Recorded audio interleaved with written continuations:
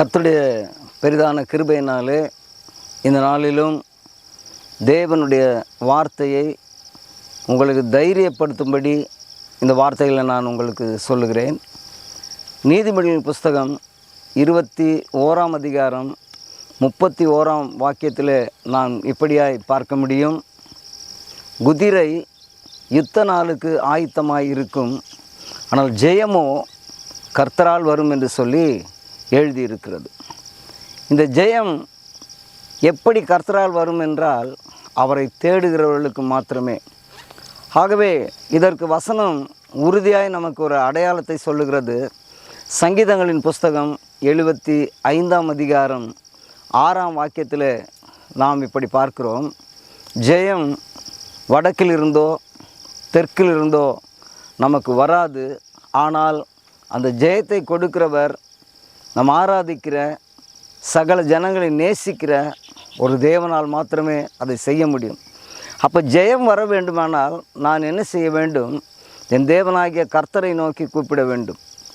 ஏனென்றால் அவர் பரத்திலிருந்து ஒத்தாசை அனுப்பி சியோனில் இருந்து என்னை ஆதரிக்கவும் ஆசீர்வதிக்கவும் சங்கீதம் 20ஆம் அதிகாரம் 1-2 வாக்கியத்தில் நாம் பார்க்க முடியும். ஆகவே பிரியமானவர்களே, எந்த சூழ்நிலை வந்தாலும் நான் ஜெயித்து விடுவேன் என்று தன்னைத்தானே நம்புவதை பார்க்கிலும் நம்முடைய நம்பிக்கை கர்த்தர் மேல் இருந்தால் நாம் ஒருபோதும் அசைக்கப்பட மாட்டோம். அந்த வார்த்தை சொல்கிறது. சங்கீதங்களின் புஸ்தகம் 125ஆம் அதிகாரம் 1ஆம் வாக்கியம் சொல்லுகிறது, கர்த்தரை நம்புகிறவர்கள் என்றென்றைக்கும் நிலைத்திருக்கும் சியோன் பர்வதத்தை போல் இருப்பார்கள், அவர்கள் அசைக்கப்படுவதில்லை என்று சொல்லி.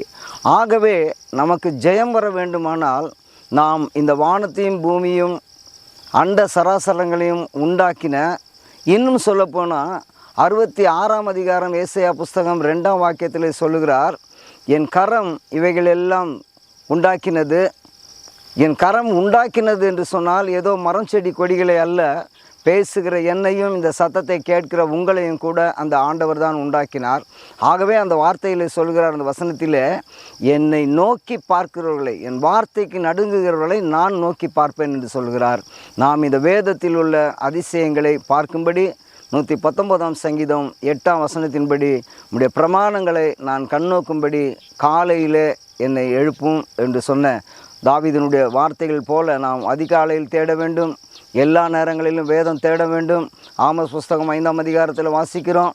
4ஆம் வசனமும் 6ஆம் வசனம் வரையிலும் பார்க்கும்போது கர்த்தரை தேடுகிறவர்கள் பிழைப்பார்கள். கர்த்தர் தாமே இந்த வார்த்தைகள்